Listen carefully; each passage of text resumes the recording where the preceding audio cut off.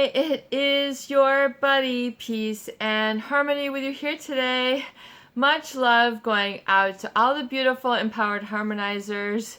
We are zooming in and focusing in a little bit more in depth, and that is to understand or dissect or sort of unpack, lay it all out before you. Really and understand, how does a female psychopath or a psychopath hook you in the beginning? How does this whole ball of wax begin? What is the cause that's created this painful effect in your life?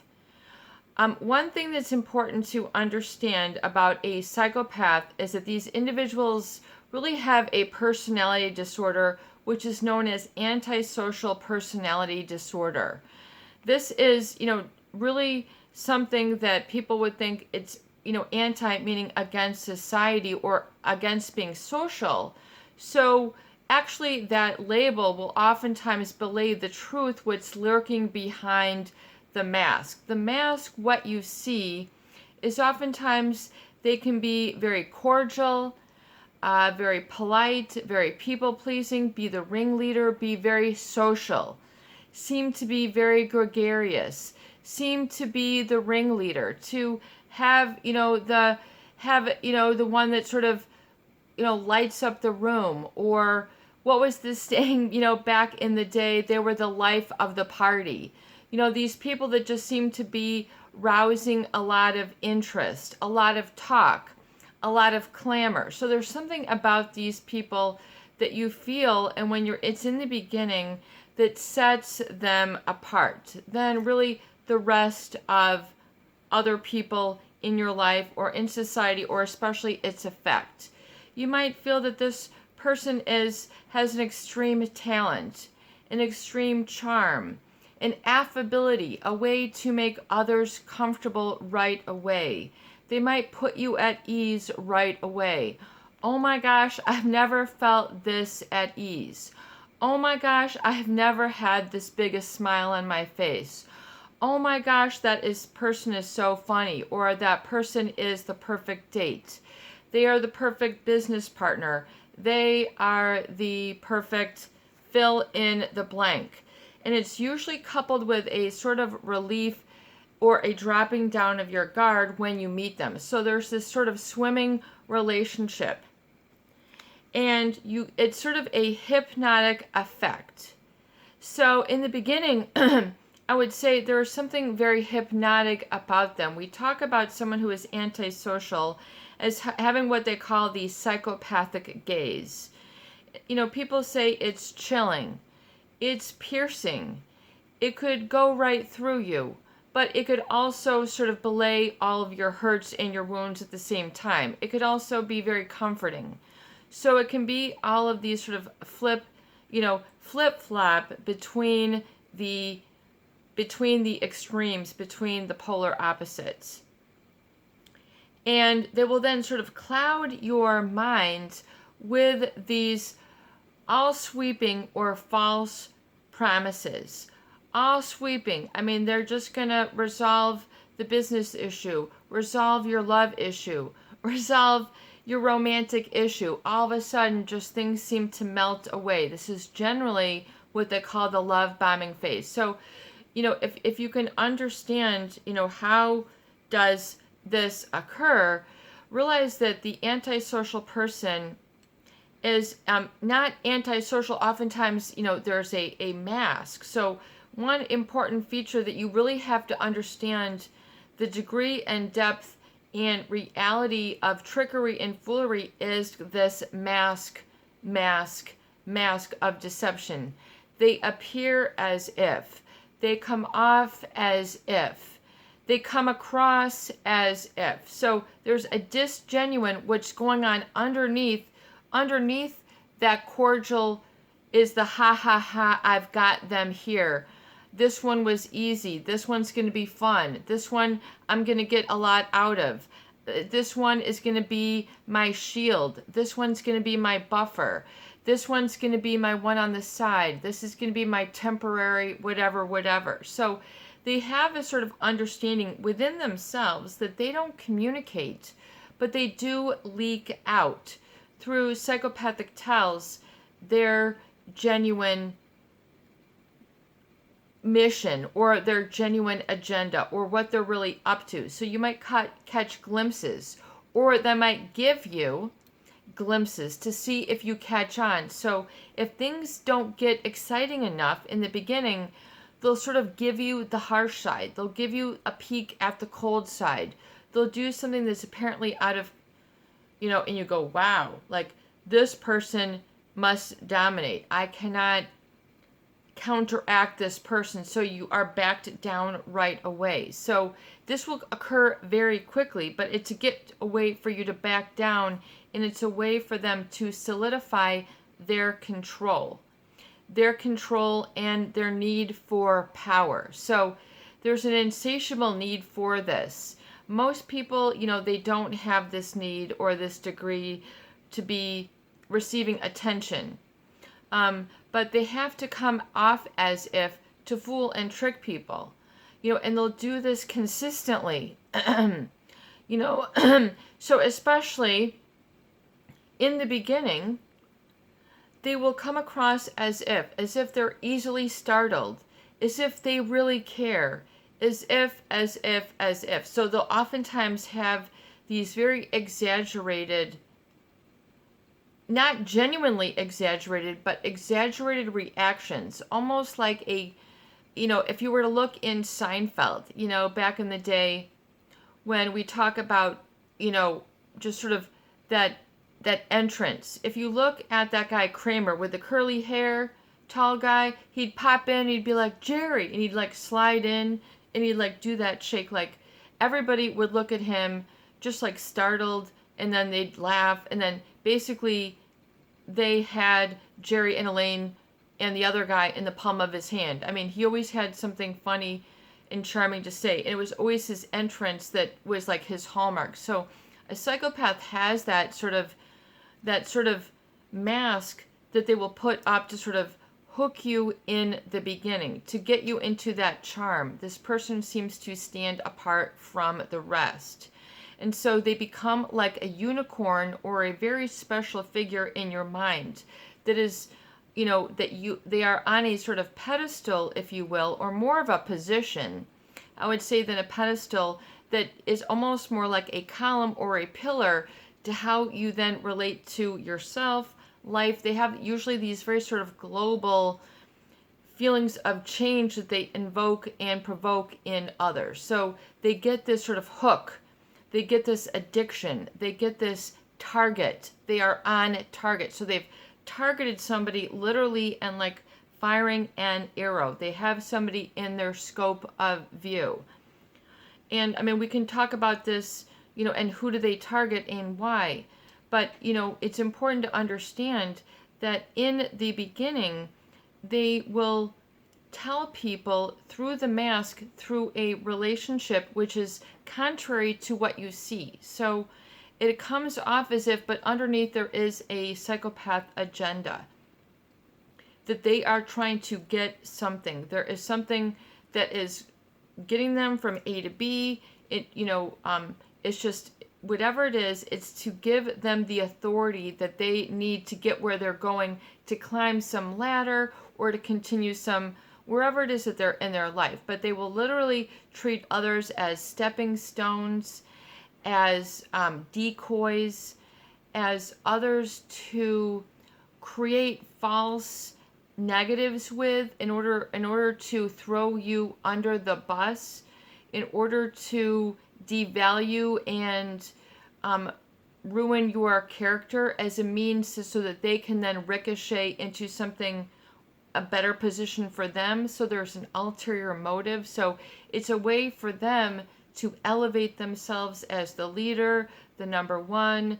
They become very engrossed in what you might consider like politicking, or moving the pawns on the chessboard. They're always trying to control an outcome. Move this person, move that. My way, opening up an inroad here, then shutting it off, using this person to get in this direction. then my turn right is sealed off, and then I need to go over here.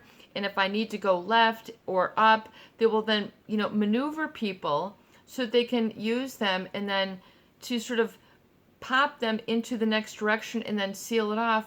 But they will then use other people as stepping stones or ways for them to tear down others to get them where they want to go. In other words, to fool. And it's very, very, very painful, especially because how you are treated, is very oftentimes a very contradictory or contrary to the person who you feel you are or who you deserve to be treated as. So there becomes a true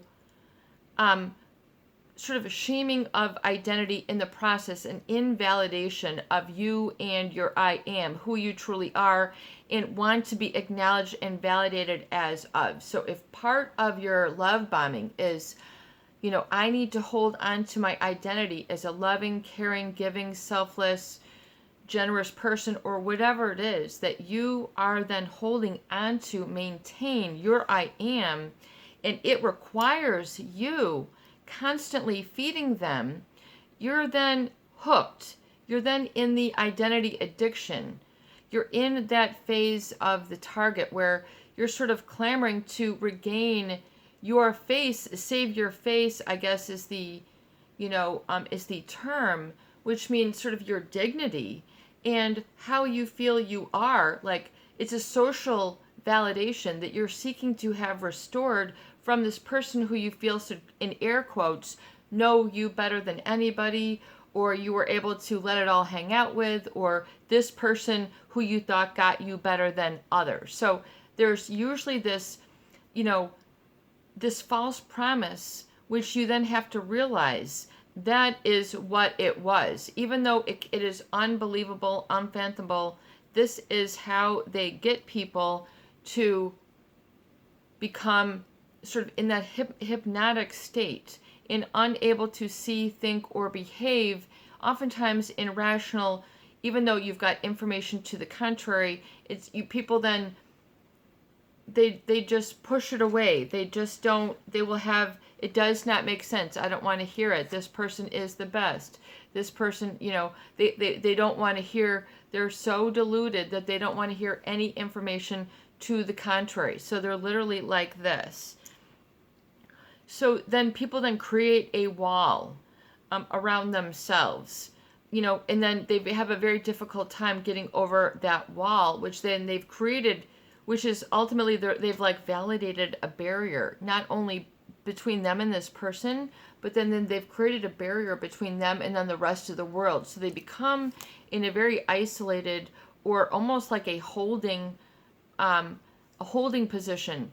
It's just kind of like, it reminds me of like in a rodeo where they might put the horses before they go out. They're sort of in a holding stall. They sort of keep people in a holding stall, and hey, am I going to open up the gates? Are we going to run free? Or am I going to put, something on you that's going to make you buck like a buck? They literally get control over people's real physiology and some very potent reactions. So they will trigger people in the level through this a very hypnotic state. And so they do have that sort of subliminal seed planting that they do unequivocally, that people are unaware of until they sort of look back and reflect and understand what had happened. They're able to actually see clearly, after that sort of fog of the hypnotic state has burned away from the truth, which you need to embrace as your strength, because that is your power over this. That is your power over this. So the coming to amends and sort of getting to the other side is oftentimes very painful, because the what you saw oftentimes is so contrary to what is going on underneath that you have to like learn to forget, or learn to put in a very special place. Oftentimes there can be a lot of positives that you have, garnered in the relationship. from this. So it keeps a very sort of special or oftentimes very poignant place in your heart. So this person sort of, so you might have, gratitude, or you might have really bought into a lot of false promises. The false promises. So it's learning to unpack that, and then and not shaming yourself, but and just to say, I had believed in a bill of goods which was not delivered here. I mean, it's just, you kind of have to really have an admission to yourself to take responsibility for what, and own what you went through, and then own, when the delusion was maintained, and then to the degree that you are then liberated and in the positive from seeing this. And knowing that this person, even though you might need them, they might give you the feeling sometimes that they still need you, but you have to realize that that's not how the bottom line or the equation works. They will pull one over on people. I mean, this is just why they do this. And the false promises are what get people sort of addicted and, buying into this sort of fantasy, but they have no intention of delivering those false, even though it rolled off of their tongue with the greatest of ease. They didn't buckle, they didn't flinch, they didn't flail, they didn't break a sweat. I mean, they might have done this for weeks or months or years even. And to the degree to which they could live in such a non-feeling manner is a testimony to the numbness and the coldness and the lack of feeling, which is really underneath it all. So oftentimes you only get a very quick glimpse when the mask drops of really what is going on. That's when you get the chill. You go, oh my God, I've never seen their face completely changed. Their expression was almost like a different person. Their whole demeanor, the way that they would fill up the room, that all that before, that completely changed temperature. I mean, you could cut it with a knife. You could, and then they're wearing it then on their cuff for just a moment. And you go, oh my God, I can't believe my eyes, my senses, what I'm hearing. And then so you don't believe it, or you don't want to believe it. But believing yourself is like the amen here. Believing what you have seen, and knowing that is there for you to be seen. So they begin to give these little openings, like open the door and shut it. This might be a psychopathic tell, a tell, which they will, for the people who they were targeting. And I mean, there's just so much we can talk about here. But it's for them to, I believe that they give those tells to people who they are ultimately going to expose themselves to. In other words, they're cracking the shell a little bit just to see how much they need to break, or how much false promises they need, how thick do they need to lay it on with you. It's like a way for them to sort of test the waters. And so you might see them test the waters. Yeah, that's okay. They'll go into something where you're like, they really just seem to be sort of pricking me with this numbness, something that they say or do that keeps you in that sort of hold, in that holding place state where you're not sort of exposing them, and you're just sort of in that plateau. So you're going to go through that beginning of the, eye-opening awareness. Something is different here than the ordinary. And so, but then people then will flip-flop and say, but that's okay because I expect so much more from this person. So people then begin to make these excuses. Oh, well, maybe this is just how a really great lover is. This is maybe how a really great neighbor is. This is how a great business person is. So you begin to have your you then reignite this fantasy. Maybe this is what a great brother does. This is what a great sister does. This is what a great mother or father. So you then begin to keep that unicorn going within yourself, and then they no longer have to do the work.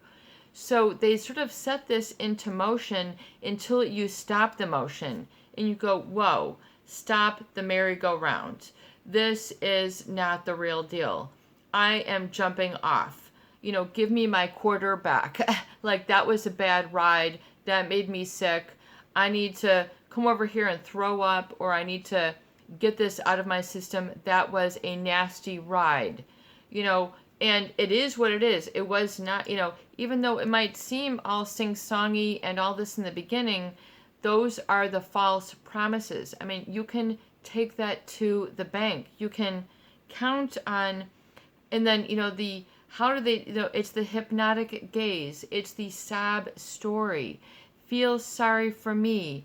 Poor, poor, pitiful me. I mean, there's always going to be a story that then you continue to build up in your mind unknowingly, counting that as the truth. My ex did this. This happened at my work.